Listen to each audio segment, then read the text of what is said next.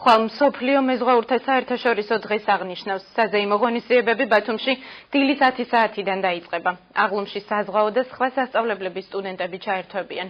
მსვლელობა 6 მაისის პარკიდან აიღებს სტარტს. სტუდენტები მემედ აბაშიძის ქუჩას გაივლიან და ნავსადგურთან მივლენ, სადაც საზეიმო მიღება მოეწყობა. საზღვაო ტრანსპორტის სააგენტოს ინფორმაციით, მათ სანაპიროზე ოფიციალური პირებით შეუერთდებიან. ხვაწლმოსილ მეზღვაურებს ჯილდოებთან ერთად მადლობის სიგელებიც გადაეცემათ. ღონისძიებებს ბულვარის კოლონადებთან ნიაზ დიასამიძის სოლო კონცერტი დაასრულებს.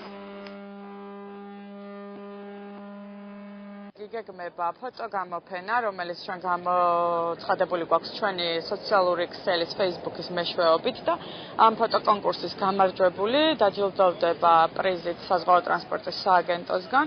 ასევე იქნება სხვადასხვა ჯილდოები და სხვადასხვა გასართობი ღონისძიებები. ხოლო საღამოს 7 საათზე საზღვაო ტრანსპორტის სააგენტო გეგმავს ნიაზ დიასამიძის კონცერტს ბულვარში, რომელსაც მიუძღვნის მეზღვაურებს.